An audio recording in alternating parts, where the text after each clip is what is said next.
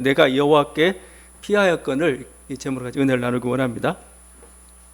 오늘 시편은 도망자 이야기입니다.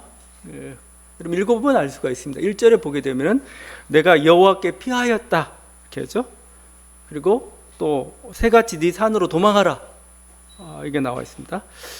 도망이라는 거, 이게 소재라는 걸 알 수가 있죠. 그래서 어떤 학자는 이 제목을 시편 이 제목을 11편의 제목을 도망할 것인가 믿을 것인가 이렇게까지 정하고 있습니다. 도망자 이야기는 흥미롭습니다. 우리는 한 80년대 90년대에 살았던 사람들 도망자 하게 되면 해리슨 포드의 도망자 영화가 떠올라요. 지금 이제 아주 고전이 돼버렸습니다. 요즘 젊은 분들은 어떤 게 떠오를지 모르겠어요.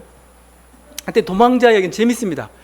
그 어떤 긴박함도 있고 뭔가 도망을 통해서 뭔가 새로운 인생길로 우리를 인도해 가기 때문에 그렇죠.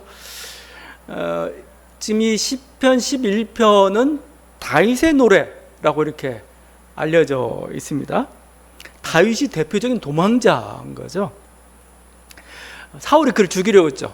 그야말로 사울의 눈 정도만이 아니고 사울의 창을 피해서 달아났던 그 인생, 그게 다윗이었던 거죠.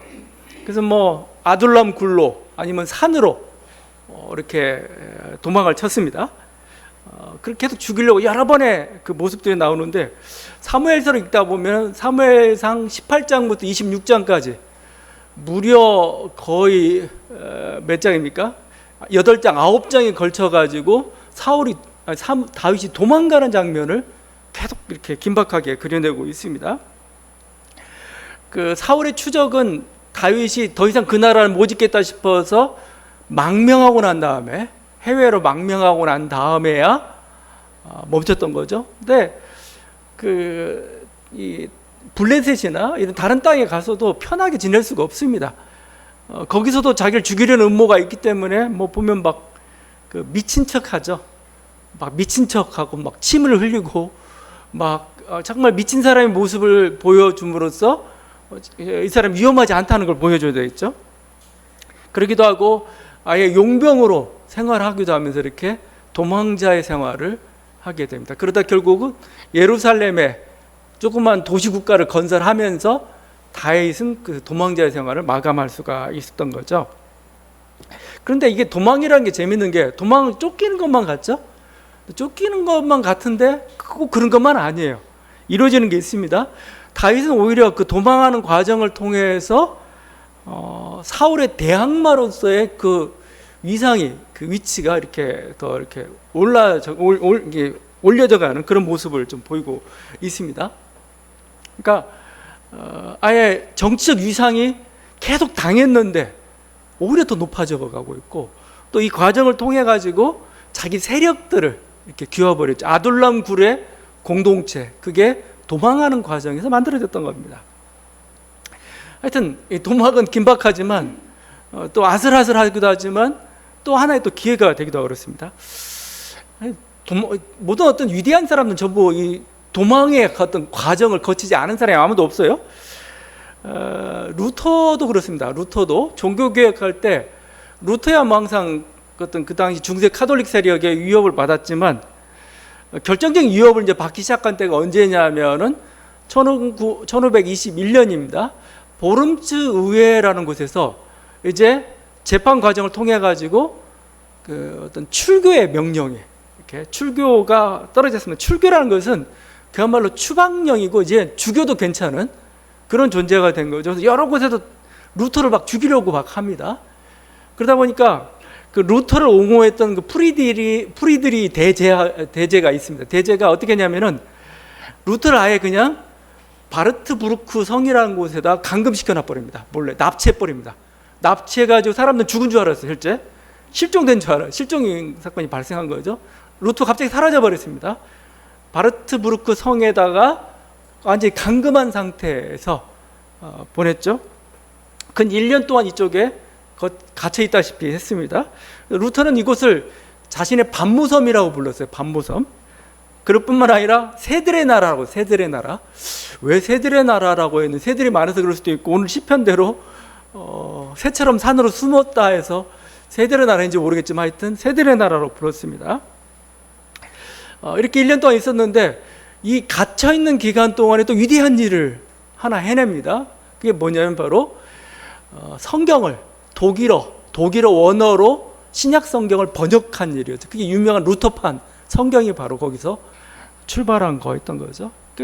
이 도피라는 환경은 사실은 생활이 단순해지죠. 생활이 단순해지기 때문에 오히려 그래서 이루어지는 일들이 있어요. 위대한 작품들은 다 도피 생활, 망명 생활, 유배 생활 과정에서 태어났죠. 정약용 선생의 목민심서도 그렇죠. 허준의 동인보감도 그렇습니다. 단테의 신곡도 역시 유배 생활, 거의 쫓겨나서 추방당한 땅에서 이렇게 위대한 작품들이 이렇게 만들어지고 있습니다. 그래서 추방은 아픈 거지만, 도망은 아픈 거지만 그 가운데서 뭔가 하나님의 정의들이 이루어지는 거죠. 사람들이 루터가 실종된 건 굉장히 안타까워가지고 알브레히트 뒤러라고 있습니다. 알브레히트 뒤러, 독일 르네상스로 일으켰던 그 화가죠. 우리가 기도하는 손, 그 유명한 작품이 있습니다. 이 사람이 너무나 안타까워가지고 루터에 대해 이렇게 탄식을 합니다. 오 하나님, 만약 루터가 죽었다면 그 누가 우리에게 거룩한 복음을 그렇게 명료하게 설명할 수 있겠나이까? 오 독실한 모든 그리스도인들이여, 내가 이 하나님의 사람을 위해 많은 눈물을 흘릴 수 있도록 도우라. 이렇게까지 탄식을 했던 거죠.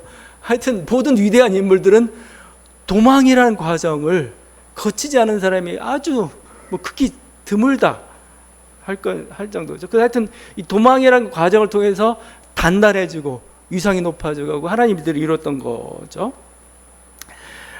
지금 제가 이렇게 도망자에 대해서 이렇게 찬양하듯이 했지만 사실 시편 시인은 지금 그렇게 좋은 상황은 아니죠. 계속 악인에게 위협을 당하고 결국 피하다 어디로 갔느냐? 1절이죠. 내가 여호와께 피하였다라고 합니다. 내가 여호와께. 근데 이 여호와께 피하였다고 그러는데 이 피한 곳이 어디냐? 전체 내용을 보면은 주의 성전입니다. 주의 성전으로, 시온산에 있는 성전으로 뛰어 들어간 겁니다. 피한 겁니다. 자, 근데 이 성전이라고 안전한가? 진짜 안전하지 않습니다. 악인들이 성전이라고 봐줄 것 같습니까? 그렇지 않죠. 그러니까 이 친구들도 알았어요. 시인의 친구들. 그래서 여러분 1절 후반절에 이렇게 되어 있죠. 내가 여호와께 피하였거늘 너희가 내 영혼에게 새같이 내 산으로 도망하라 하면 어찌함인가? 새같이 날아서 네 산으로 가. 네 산으로 피해. 이 말을 하고 있는 게 악인이 아니에요. 친구들이에요. 친구들. 성전에 같이 있는데 야 여기도 안전하지 않아. 야 빨리 다른 데 안전한 곳으로 가. 주의 성전이라고 안전하지가 않아. 이런 거죠. 그러니까 사실 그래요. 왜냐하면 이들이 불안을 느낄 정도로 악인은 악랄하죠. 악랄하고 집요합니다. 거기 악인의 악랄함을 이렇게 표현하고 있죠. 악인이 활을 당기고 화살을 시위에 먹이며 마음이 바른 자를 어두운 데서 쏘려하는도다. 그죠? 고대 사회에서 활은 장총과 같은 거죠. 정말 저격수의 총과 같은 겁니다. 그래서 멀리서도 정확히 사람을 맞출 수가 있어요. 더구나 그들은 어두운 데서 이렇게 웅크리고 있습니다. 그래서 호시탄탄 사람을 노리고 언제 자기를 공격할지 모르는 그런 거죠. 이렇게 어두운 데 있을 필요도 없어요. 이 악인들은 대부분 권력자들 가능성이 높아요. 권력자들과 항상 한패가 되는 가능성이 높죠. 정치 권력을 이용해서 성전의 보호 조치도 무력화시킬 수가 있습니다. 그냥 강제로 끌어낼 수도 있습니다. 이 모습을 보니까 마치 지금 시인의 상황은 어떤 상황이냐면 예전에 80년대, 90년대 그 민주화 시위가 있을 때 명동성당으로 뛰어든 어떤 민주투사, 바로 그런 입장과 같은 그런 형편이 이 시인의 형편입니다. 근데 그렇다고 해서 그러면 물론 명동성당 함부로 군부 독재 시절에 못 들어갔죠. 못 들어갔지만 힘이 없어서 못 들어간 거 아닙니다. 여론 때문에 그렇죠. 여론 때문에. 이거 괜히 건드렸다가 더 큰 긁어 부스럼 내겠다 이런 식으로 못 들어간 거지. 들어갈 수도 있고 들어갔던 적도 있어요. 이게 실제 그 남미에서는 그 여러 가지 가난한 자와 함께하는 어떤 그 사제들이 많았죠. 그 어떤 남미의 어떤 그 해방 신학의 상징과 같은 그 존재가 있었는데 바로 로메로 대주교죠. 그냥 주교 정도가 아니라 대주교입니다. 로메로 대주교인데 이 로메로 대주교가 총격에 의해서 암살을 당했습니다. 근데 어디서 당했느냐? 성전에서 교회당에서 미사를 드리다가 이렇게 총에 맞아 죽었습니다. 그러니까 사실은 성전이라고 안전한 곳이 아니에요. 마음만 먹으면, 그러니까 오히려 더 안전한데 피하라고 하겠죠. 근데 제가 보니까 그래서 결국 그럼 시인은 왜 이 성전에 뛰어들었을까? 결국은 막다른 골목이에요. 더 이상 피할 곳이 없어요. 더 이상 피할 곳이 없으니까 뭐죠? 이제는 성전으로 뛰어든 거예요. 제가 봐서는 최후의 보루로서 성전을 택한 겁니다. 여러분, 달아날 수 있으면 달아나는 게 좋아요. 이게 뭐 달아난다고 해가지고 뭐 내가 째째한 사람이고 신앙이 없는 사람이고 아니에요. 다윗도 달아났잖아요. 산으로 달아나고 굴로 숨고 그랬습니다. 칼빈도 제네바로 달아난 거나 마찬가지입니다. 모든 사람들이 다 달아나요. 그러니까 신앙인이 적들이 자기를 공격할 때 맞서서 싸우기는 힘들어요. 왜냐하면 하나님이 산상수훈에서 눈에 눈, 이에는 이로 하지 말라고 하셨기 때문에. 그러면 신앙인들이 저항할 수 있는 가장 큰 방법은 뭐냐면 도망입니다. 망명입니다. 도발을 쳐야 돼요. 막 36개 출애굽을 치는 하나님 허락하신 방법입니다. 그러니까 그 방법에서 빨리 달아나는 게 좋죠. 근데 지금 시편 이 시인의 상황은 달아날 수가 없는 상황입니다. 지금 여러분 그런 상황이 있어요. 분명히 아무리 해도 빠져나갈 수 없는 상황. 우리나라에서 만약 지명수배 받고 우리나라에 살 수 있을 것 같아요? 못 살아요. 뭐 미국이나 저쪽 어떤 제3세계 그쪽에서는 살아날지 모르겠지만 우리나라 사회에서는 지명수배 받고 제대로 살 수 없습니다. 아니면 내가 도무지 피할 수 없는 상황이 있을 수가 있어요. 왜냐하면 내가 피하면 다른 사람이 어떤 피해를 당한다든가 뭔가 여러 가지 상황들이 있겠죠. 그럴 때는 뭐 달아날 수가 없는 거예요. 그럼 그럴 때는 어떻게 할 거냐? 이거죠. 그래서 여러분, 그래서 여기 제목을 뭐 도망할 것인가 믿을 것인가. 그래서 내가 도망하면 비겁한 거고 뭔가 신앙이 없는 거고 아닙니다. 뭐 예전에 그래서 그게 참 문제가 됐어요. 이제 약간 한국 전쟁 때 이렇게 올 때 교회를 지키는 게 믿음이 있는 거냐, 교회 버리고 왜 가는 게, 사실 여러 종류의 사람들이 사실 발생을 했습니다. 다 믿음이 있는 사람들이에요. 또 도망갔다고 해서 믿음이 없는 건 아닌 겁니다. 오히려 생명이라는 게 더 소중하고 하나님도 그걸 허락하고 있어요. 그래서 여러분 잘 판단을 해봐야 됩니다. 지금이 어떻게 해야 되는 게 더 지혜로운 건가? 그건 믿음과 사실은 관계가 없는 겁니다. 그렇지만 지금 시편 시인은 뭐요? 막다른 상황 속에서 이제는 더 이상 물러날 수 없다 이거죠. 그러니까 뭐죠? 사실 저는 이게 시편 11편은 그 시편 어떤 시인의 투쟁입니다. 투쟁. 안 되겠다. 나 성전을 가겠다. 성전에서 이제 스트라이크를 하는 겁니다. 데모를 하는 거죠. 하나님께 시위하는 겁니다. 하나님, 이제 뭐죠? 당신이 정말 살아계신 분이고 당신이 의로운 분이시면 당신의 능력을 이제는 보여주십시오 라고 하고 있는 거죠. 그래서 결국 그 뒷부분에 나오는 뭐 악인은 심판당하고 의인은 뭐 그 얘기는 정말 어떻게 보면은 구원받는다는 그런 얘기들은 하나의 이를 악물고 하는 거죠. 지금 다시 한번 당신의 능력을 보여주십시오. 예를 들면 소크라테스가 그 아테네 나름대로 민주정치에서 이게 사형이 죽음의 형이 결정이 됐습니다. 자, 그래서 그 순간에 소크라테스가 달아나면 꼴이 우습게 되잖아요. 달아나면 안 되죠. 왜냐하면 자기 명예도 있는 거고 자기 주장도 있는 거고 끝까지 한 거여야 되는 거죠. 지금 어떻게 보면 그 상황이라고 좀 볼 수가 있는데, 바로 시편 시인은 마지막 최후의 보루로서 성전을 택했고 여기서 지금 스트라이크를 하고 있는 겁니다. 하나님, 당신의 능력을 보여주셔서 당신 살아계심을 보여주십시오. 그리고 세상 사람들 하여금 하나님은 의로우시다는 것을 지금 보여주십시오.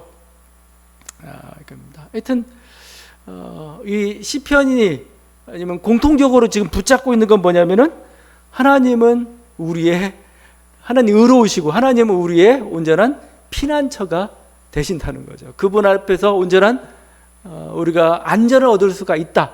그런 것을 지금 시편 시인은 보여주고 있고, 다윗도 그런 고백을 하고 있는 거죠. 다윗이 고백할 때 주님은 나의 요새시다.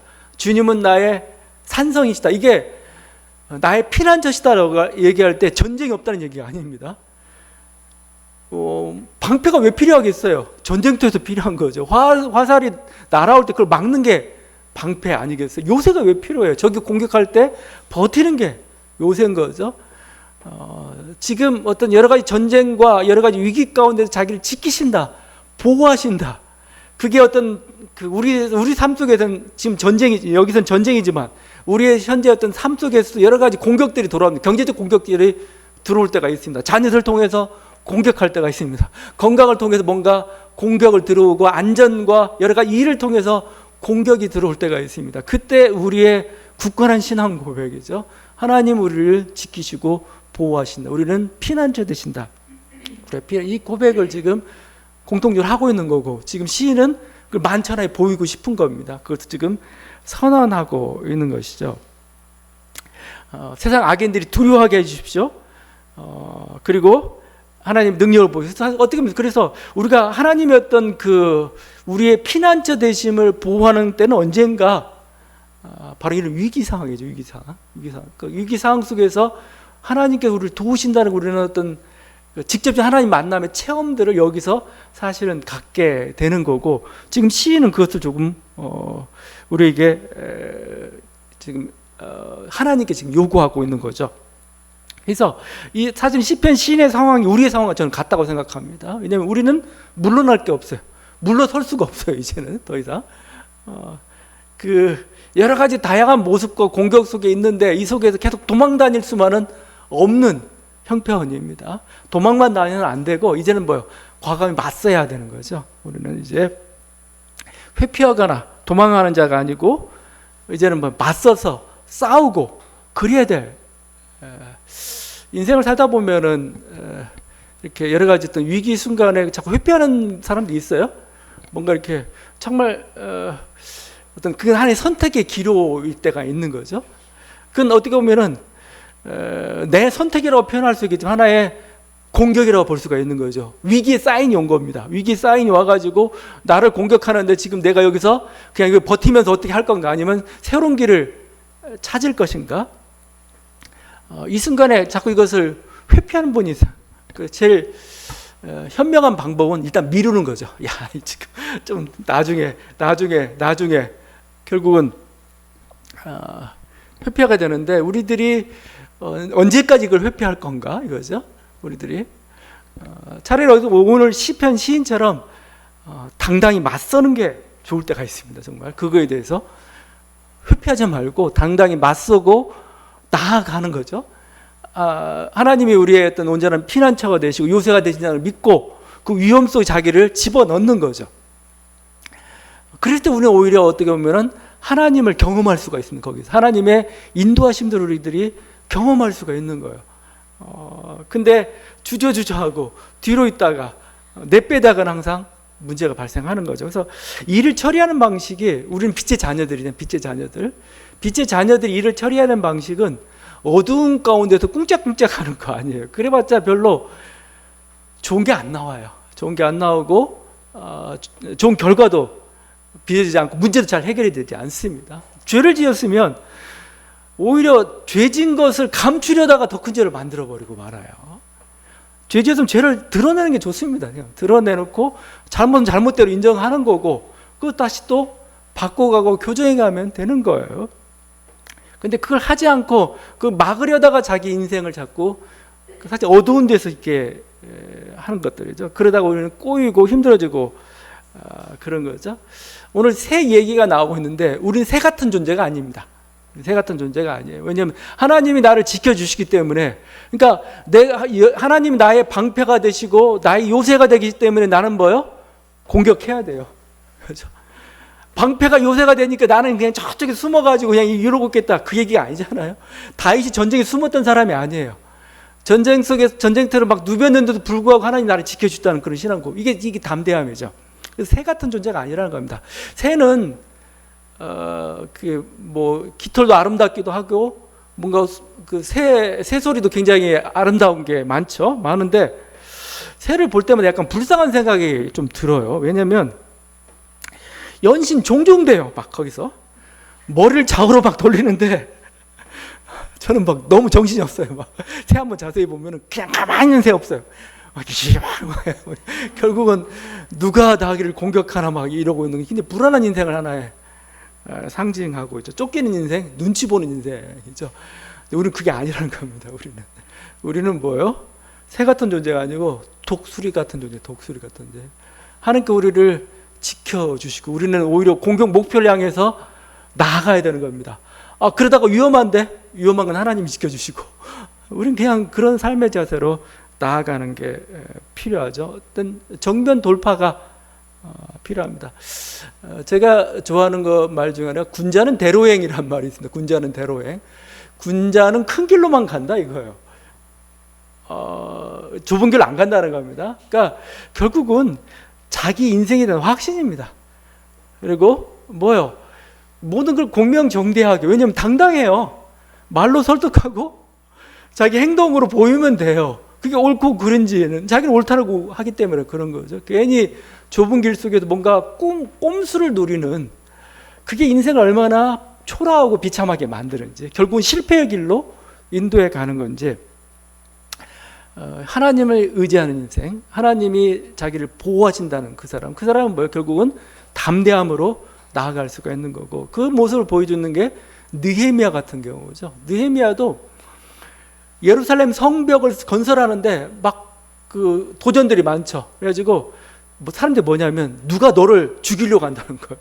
저쪽에도 매복이 있고 뭐가 있고 하니까 그래서 성을 못 쌓게 만드는 거죠. 근데 느헤미야는 그거 아랑곳하지 않고 밤낮으로 그냥 하나님께 맡기고 나갔던 거죠. 결국 그래서 그 성을 쌓는 그 일들을 이렇게 완성을 하게 되는 거죠. 이게 신앙인들이 가지고 있는 하나의 담대함이고, 우린 하나님이 나의 피난처가 되신다, 이걸 너무 수동적으로만 사용하지 말라는 겁니다. 담대함으로 우리가 나아갈 수 있는, 믿기 때문에 나아가는 거죠. 자, 이게 지금 나아가고 있는데 지금 시인이 왜 이렇게 지금 시위하듯이 스트라이크를 하고 있는 건가? 지금 지금 마치 성전에서 막 외치고 있는 사람 같아요. 하나님은 살아계시다 막 외치는 사람처럼 보입니다. 하나님이 살아계시다는 증거는 뭐냐면 자기의 의로움을, 자기를 보호해주면 되는 거죠. 그 위기를 느끼고 있는 3절이에요. 3절. 터가 무너지면 의인이 무엇을 하랴. 터가 무너지면. 지금 악인이 공격하는 것도 힘들지만 그 과정 속에서 지금 시인이 답답해하고 있는 게 터가 무너지고 있다는 거예요. 터가 지금 터전이 흔들리고 있는 거예요.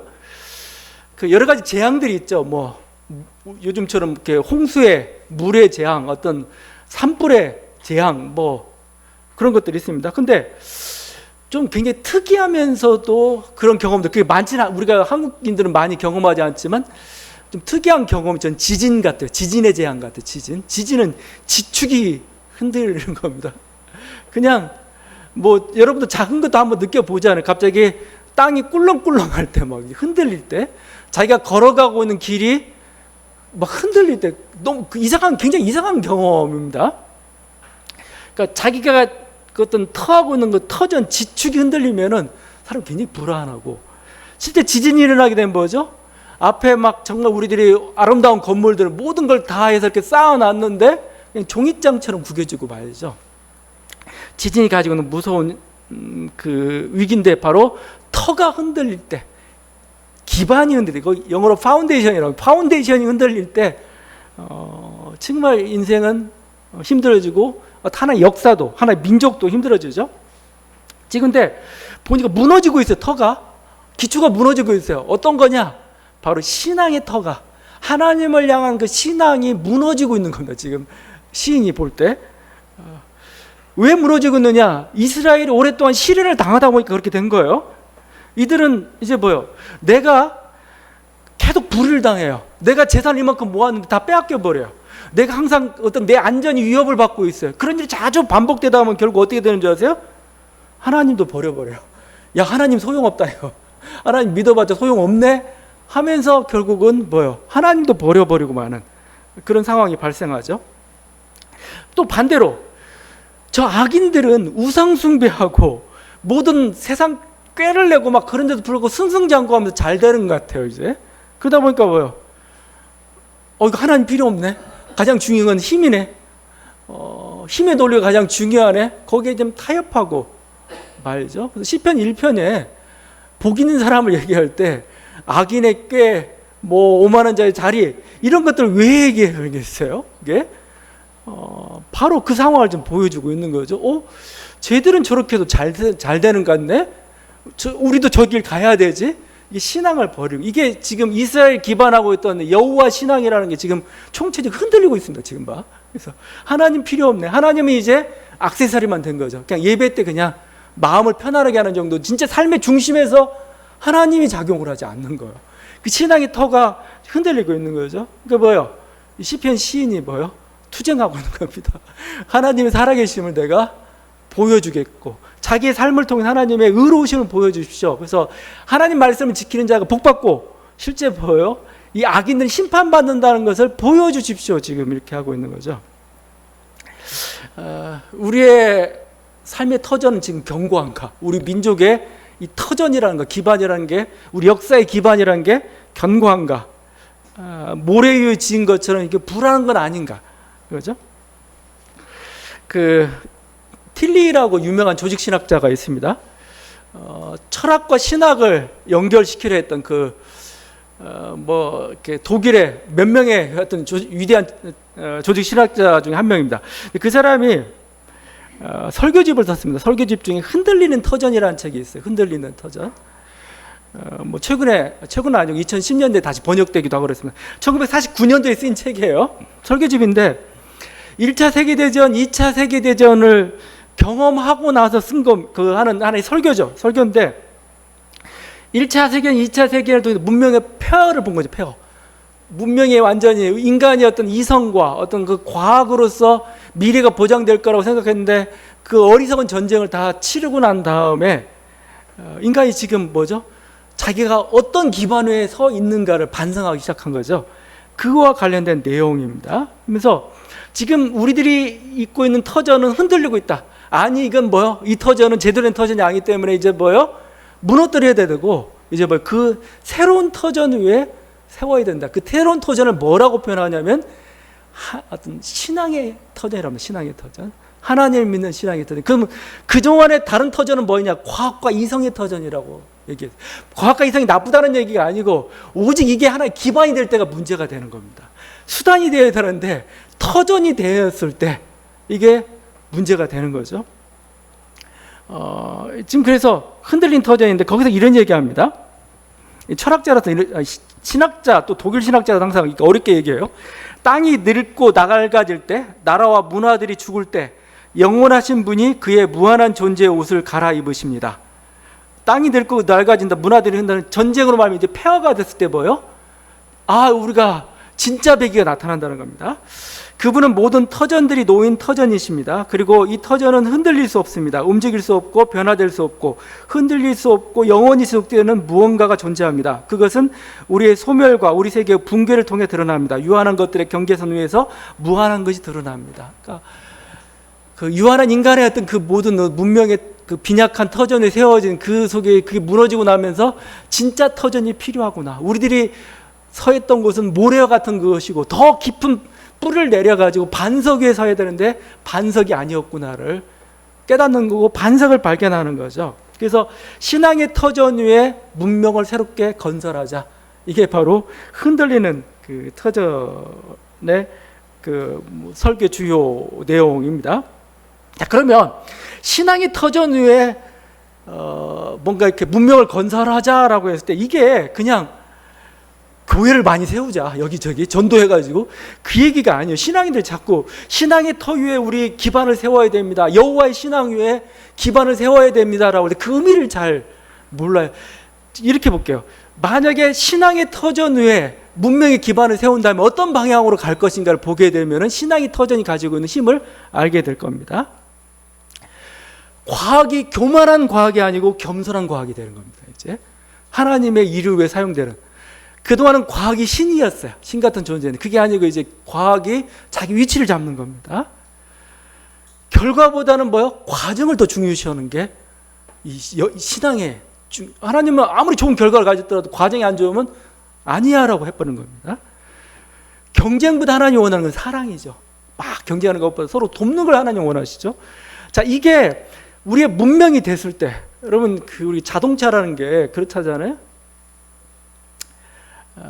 자동차가 석유로 돌아갔잖아요. 근데 그때 전기로 돌아가는 방식도 있었다고요. 처음 출발할 때. 근데 석유 재벌 쪽에 이제 밀어붙인 거죠. 결국 그렇게 돼버린 거죠. 여러분, 이게 문명이란 게 있어요. 문명. 아주 좋은 거죠. 좋은 거죠. 근데 그 문명의 방향을 어떻게 결정할 거냐. 지금 이 싸움인 겁니다. 싸움. 그 신앙이 터전 후에 세우자는 거죠. 그다음 자유주의보다 자본주의는 그렇게 간 거죠. 신앙은 공동체성을 더 강조를 합니다. 지배와 굴림보다는 오히려 섬김과 희생을 강조합니다. 강자보다는 오히려 약자에 대한 배려를 더 강조를 해요. 단일성보다는 다양성을, 세상은 하나로 되고 뭐 하나로 통일하자는 식으로 막 가고 있습니다. 근데 하나님 아니죠. 다양한 게 좋다 이거죠. 독재와 독점보다는 민주주의를 더 얘기하죠. 제국주의의 어떤 일방적 지배보다는 상생과 공영을 얘기하죠. 엄청난 가치의 차이예요. 뭘 중요시 여기느냐입니다. 뭘 중요시 여기느냐.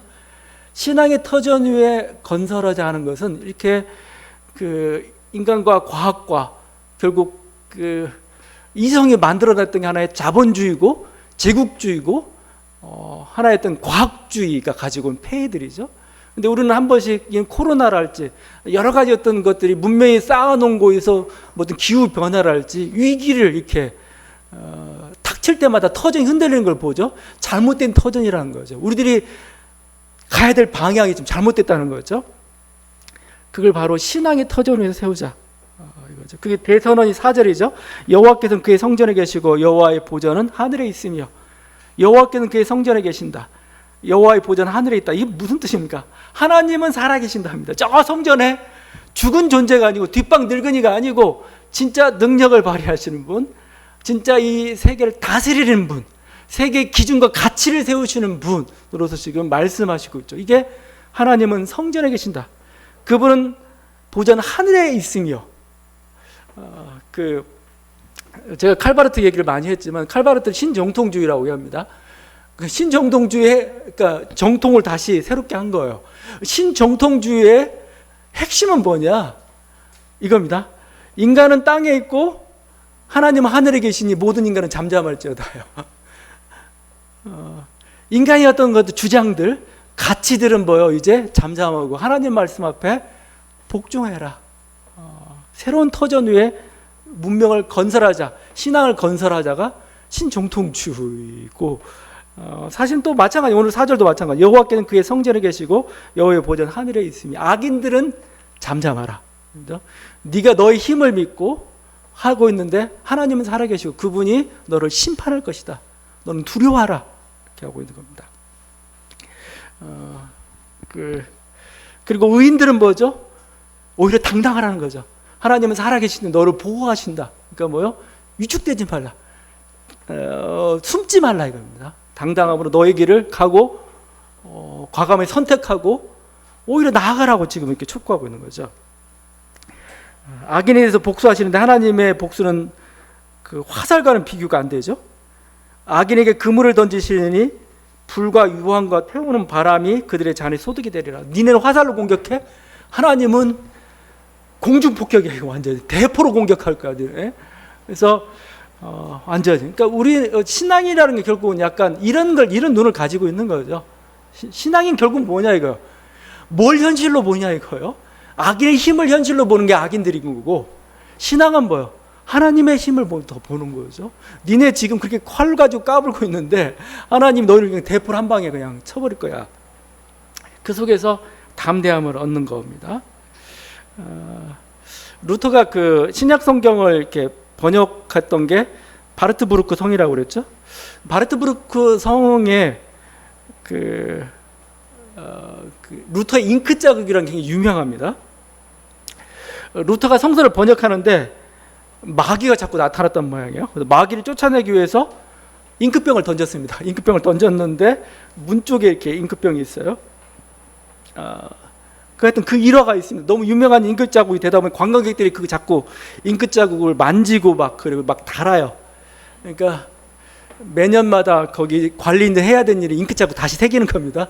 그래야 이제 그걸 보니까 하여튼 근데 마귀와의 싸움이죠. 마귀와의 싸움. 그죠? 네가 뭔데? 네가 뭔데? 그죠? 너 여기 있는 것도 안전하지 못해. 이게 마귀의 속삭임이죠. 그 속삭임 들리는 순간 뭐예요? 잉크병을 던져버린 거죠. 이 마귀의 소리다. 실제 마귀가 나타나진 않았겠죠. 뭐 마귀, 여러분 마귀 봤어요? 저는 못 봤어요 아직 마귀인데, 마귀의 속삭임인 거죠. 마귀의 속삭임. 네가 뭐해? 해봤자 의미 없어. 그죠? 너 위험해. 너 빨리 달아나. 그 마귀의 유혹을 이기면서 갔던 거. 지금 시편 시인의 유혹이 오히려 친구들로부터 나오는 유혹이에요. 너 빨리 달아나. 너 이 자리에 있지 말고 빨리 피해. 근데 지금 시편 시인은 거부하고 있습니다. 거부하고 하나님의 어떤 그 의로우심, 하나님의 심판을 기대하면서 끝까지 저항하고 있는 그 모습입니다. 그걸 통해서 어떻게 보면 이 시편이 기록됐다는 것 자체가 뭐요? 승리했다는 거죠. 승리했다는 거고, 결국 시편 1편도 그걸 증언하고 있습니다. 이렇게 복된 길을 갔던 사람, 그죠? 악인의 꾀나 오만한 자의 있던 자리나 그들의 죄인의 길에 서지 않고 갔던 그 사람이 정말 형통한 인생이었다라고 지금 하나님이 증거를 해주고 있습니다. 다시 한번, 여러분 우리들도 마찬가지입니다. 과학과 물질의 유력 앞에서 유력 앞에 서 있는 신앙인들, 시편 시인처럼 굉장히 절박한 심정입니다. 성전에서 시위하는 심정으로 우리는 살고 있을지 모르겠습니다. 이 시편 시인의 이 말이 우리에게 위로가 되기를 바랍니다. 기도하시겠습니다.